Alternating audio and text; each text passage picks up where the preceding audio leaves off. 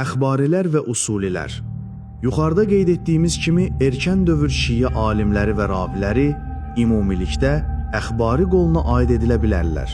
Lakin altını çizaraq bir daha vurğulayaq ki, bu qədim əxbarilər Səfəvi dövründə formalaşmış sonrakı əxbarilərlə tam eyni məktəb olmasalar da, hər ikisini birləşdirən çox fundamental ortaq tərəflər var idi.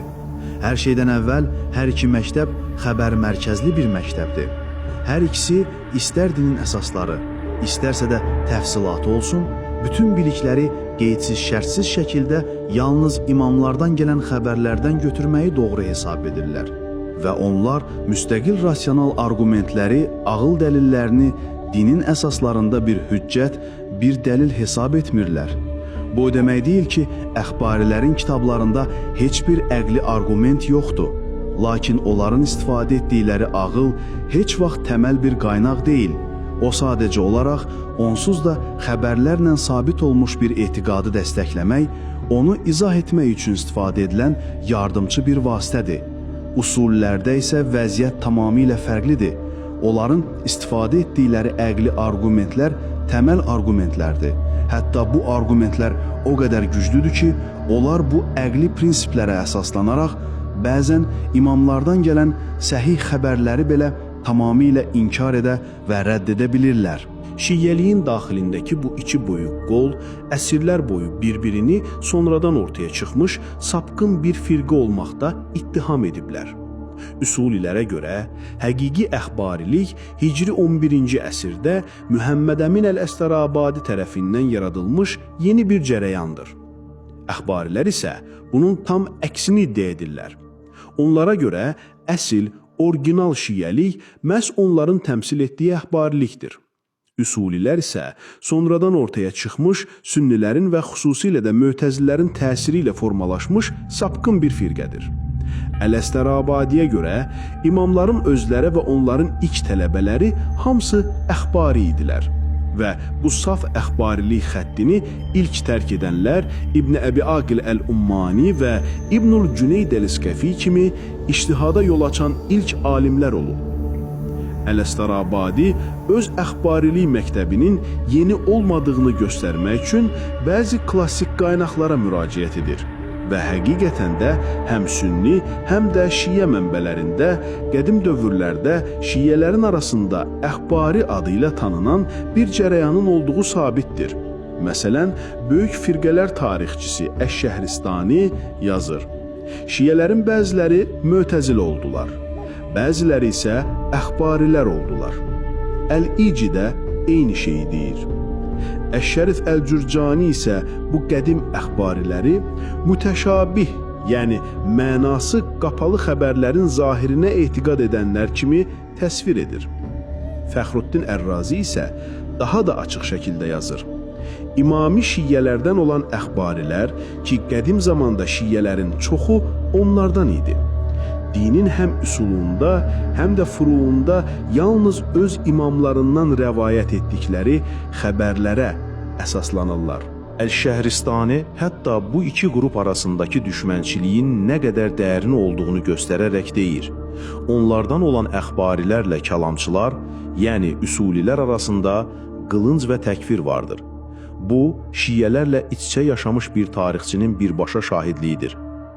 Hətta Əl-Əllamə Əl-Hillinin özü də üsulilərin və əxbarilərin varlığını və onların metodoloji fərqlərini təsdiqləyir. Əlbəttə ki, Cəfər Əs-Sübhani kimi müasir üsuli alimləri bu tarixi şahidliklərin müasir əxbariliyin qədim olduğunu isbat etmədiyini deyirlər. Onlar iddia edirlər ki, qədim əxbarilərlə müasir əxbarilər arasında ciddi fərqlər var və bu müəyyən dərəcədə doğrudur. Müasir əxbarilik ümumiyyətlə hədislərin sənədini və ya mətnini tənqid etməyin əleyhinədir.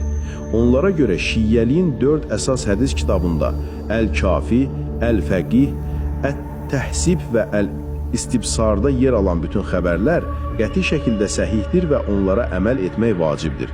Qədim əxbarilər isə bu qədər ifratçı deyildilər və onların arasında raviləri tənqid edənlər, bəzi hədisləri rədd edənlər də var idi.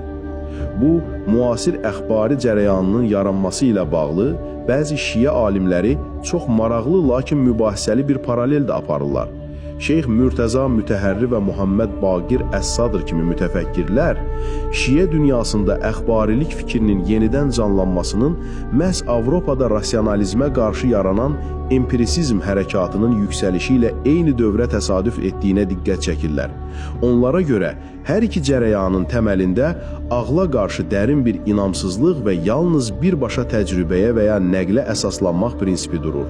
Bütün bu tarixi və fəlsəfi mübahisələrdən asılı olmayaraq bir həqiqət dəyişməzdir. Qədim dövrdə üsulilərlə əxbarilər arasında həqiqətən də çox dərin və fundamental bir fərq mövcud olub. Və bu fərqi ən yaxşı şəkildə Hicri 6-cı əsrdə yaşamış şiə alimi Abdülcənil Əl-Qazvini Ər-Razinin Ən-Nəqd kitabında görə bilərik. O, şiəliyi tərk edib sünni olmuş bir müəllifin ittihamlarına cavab verərkən bir çox ifratçı iddianı məhz əxbarilərə və həşəvilərə nisbət edir və öz mənsub olduğu üsuli cərəyanını onlardan ayırır. Əl-Qazvininin yazdığına görə bu iki məktəb arasındakı əsas fərqlər bunlar idi. Üsulilərə görə şiə icmasının icması və əqlin dəlilləri Quran və sünnətlə yanaşı şəriətin 4 təməl dəlilindən sayılırdı. Əxbarilər isə icmanı və əqli tamamilə rədd edir, yeganə dəlil olaraq Quran və sünnəti qəbul edirdilər. Üsulilərə görə əhəd xəbərlər, yəni tək-tək fərdlərdən gələn rəvayətlər nə üsulda, nə də furuda qəti bir hüccət deyildi. Əxbarilər isə belə bir fərq qoymur, bütün xəbərlərlə əməl edirdilər. Və ən əsası, Quranın təhrifi kimi ifratçı bir etiqad Əl-Qazviniyə görə məhz əxbarilərə və həşəvilərə aid bir inanc idi. Lakin bu təhrif məsələsi heç də bu qədər sadə deyil. Çünki gördüyümüz kimi, Şeyx Əl-Müfid kimi üsuli məktəbinin banilərindən sayılan bir alim belə Quranın təhrifi məsələsində qəti bir mövqe sərgiləmir. Sadəcə olaraq təhrifin olmaması rəyinə meyl etdiyini deyir. Və bu inancı növbəxti ailəsi kimi ən rasionalist hesab edilən şiə kəlamçılarına nisbət edir. Beləliklə, Kufə və Qum şəhərlərindəki o qədim, hədisə əsaslanan əxbarilik zamanla, xüsusilə də bu veyhilər dövründə Bağdadda güclənən Mötəzili təsirli üsuli məktəbinin təzyiqi ilə qarşılaşdı. Bu iki cərəyan arasındakı mübarizə, şiəliyin sonraki 100 illər boyu davam edən ən dərin daxili intellektual mübarizəsi oldu. Və bu mübarizə Səfəvilər dövründə Əl-Əstərəbadi ilə yenidən alovlanaraq bu günə qədər müxtəlif formalarda davam etməkdədir.